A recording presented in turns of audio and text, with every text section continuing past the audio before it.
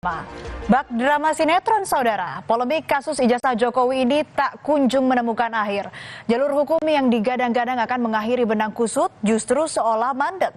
Tak maju ataupun mundur, jalan di tempat. Alhasil bukannya menjadi terang, kasus ijazah Jokowi malah makin merembet kemana-mana dan menimbulkan kegaduhan baru di masyarakat. Dari yang hanya ijazah, kini desa tempat melakukan kuliah kerja nyata atau KKN di masa kuliahnya bisa dipersoalkan. Desa KKN Jokowi tak luput dari sorotan Roy Suryo CS. Mengapa hal ini jadi sorotan Roy Suryo CS? Sebelumnya, saat Bareskrim menyatakan ijazah Jokowi asli, salah satu bukti yang dilampirkan adalah foto Jokowi melakukan KKN di Desa Ketoyan, Kecamatan Wonosegoro, Boyolali, Jawa Tengah pada tahun 1983. Demi menelusuri fakta itu, Rismon Sianipar mendatangi tempat yang disebut sebagai lokasi KKN Jokowi.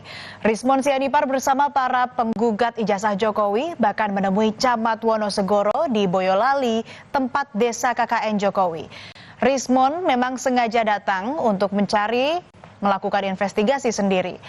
Karena dirinya yakin ijazah Jokowi dan juga skripsi Jokowi palsu, maka ia pun datang ke Wonosegoro untuk memastikan lebih jauh tentang hal itu, bahkan dengan mengulik tempat KKN Presiden ke-7 RI tersebut.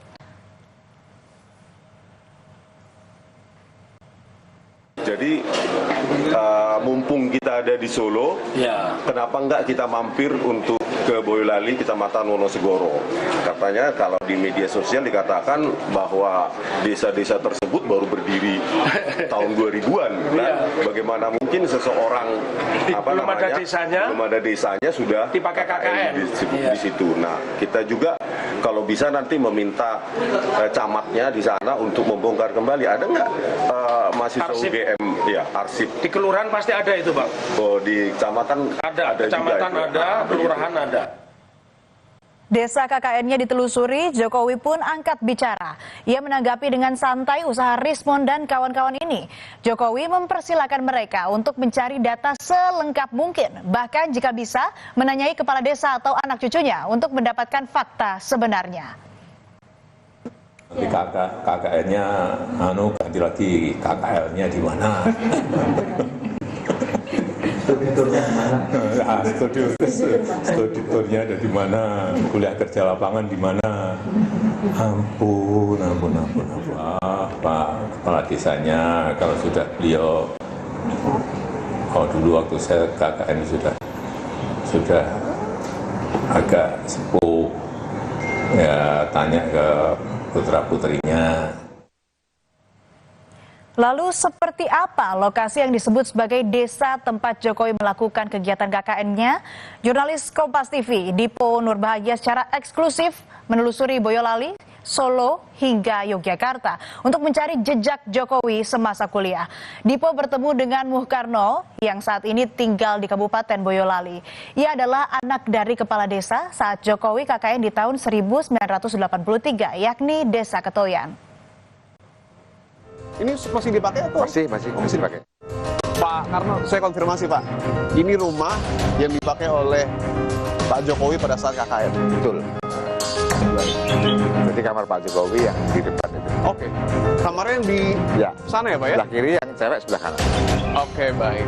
Tunjukkan saudara, ini adalah Pak Jentu, kepala desa Ketoyan, yang kala itu menjabat pada saat Pak Jokowi KKN di Desa Ketoyan. Saudara, untuk pertama kali secara eksklusif saya akan tunjukkan ini adalah kamar yang dulu digunakan oleh Presiden ke-7 Joko Widodo pada saat melakukan KKN di Desa Ketoyan. Lokasi di sini Pak ya? Ya. Saat itu Bapak mungkin masih ingat tempat tidurnya di mana Pak? Ya di sini. Posisinya di sini ya? Ya. Pakai di sini. Ya. Diisi oleh dua orang ini. Dua orang ya? Ya, satu Pak Jokowi, yang satunya Pak Mas Ecot dari Jember. Oke, di sini dulu adalah tempat tidur yang digunakan oleh Pak Jokowi dan Pak Ecot ya Pak? Ecot dari Jember. Jember, oke. Bapak masih ingat mungkin aktivitas apa saja Pak yang dilakukan Pak Jokowi dengan teman-teman pada saat KKN? Ya, aktivitas dengan warga kampung, bikin papan petunjuk dan lain sebagainya itu. Jadi dengan dengan anak-anak muda, Karang Taruna pada waktu itu kan.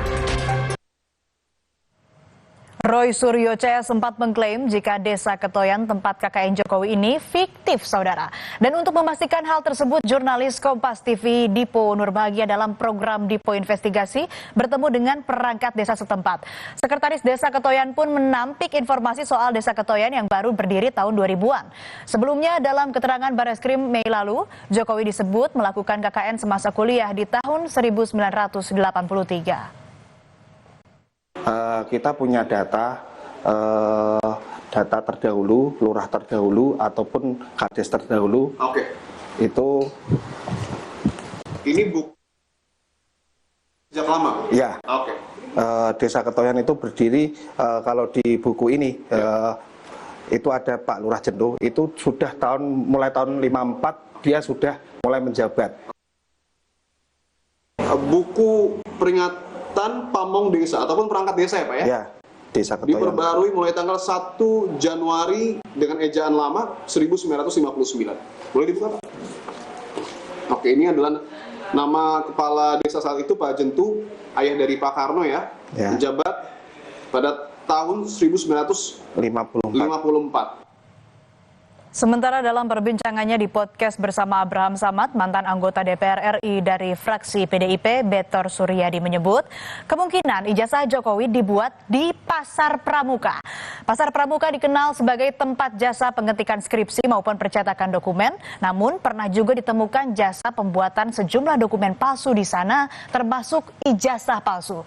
Sebelumnya Betor juga bilang bahwa Andi Wijayanto yang pernah berperan sebagai sekretaris tim kampanye nasional Jokowi JK tahun 2014 pernah melihat langsung ijazah Jokowi.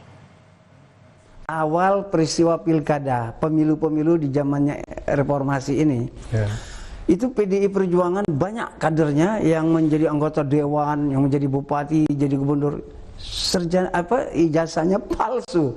Oh begitu ya? Ya, jadi karena palsu semua, seharusnya Bareskrim yang sekarang ini kalau mereka pada tahun-tahun di awal 2012-2010 itu sudah menjadi polisi, mereka tahu betapa banyaknya ijazah-ijazah yang diproduksi oleh pasar Pramuka. Jadi Solo itu pada awal 2012 itu datang ke Jakarta. Pak Jokowi nih, rombongannya Pak Jokowi. Di antara rombongan itu ada nama-nama ini, ketemulah dengan kawan-kawan di DKI. Nah dari DKI itu mereka terus bikin pertemuan-pertemuan, terus bertemulah di Jalan Cikini itu. Markasnya Jalan Cikini. Jalan Cikini. Dari situ terus mereka terbitkanlah itu ijazah. Terus dari situ Jokowi lolos. Andi Wijayanto pun mengakui telah melihat langsung ijazah Jokowi saat mencalonkan diri di Pilpres 2014 maksud kami. Ia menyebut saat itu seluruh berkas termasuk ijazah Presiden ke-7 RI tersebut sudah dinyatakan sah dan lengkap oleh KPU. Melihat, memegang langsung ijazah dari Pak Jokowi, juga ijazah Pak JK, dan kelengkapan administrasi, baik semua berkas-berkas data diri, ijazah sekolah, hingga ijazah universitas dikumpulkan, diserahkan ke KPU sebagai persyaratan pencalonan Pak Jokowi dan Pak JK. Sementara itu di ranah hukum, pendalaman terkait kasus ijazah palsu Joko Widodo masih berlanjut, namun belum ada perkembangan yang signifikan. Subdirektorat Keamanan Negara Polda Metro Jaya menyebut tengah menangani 6 laporan polisi terkait kasus ijazah palsu ini.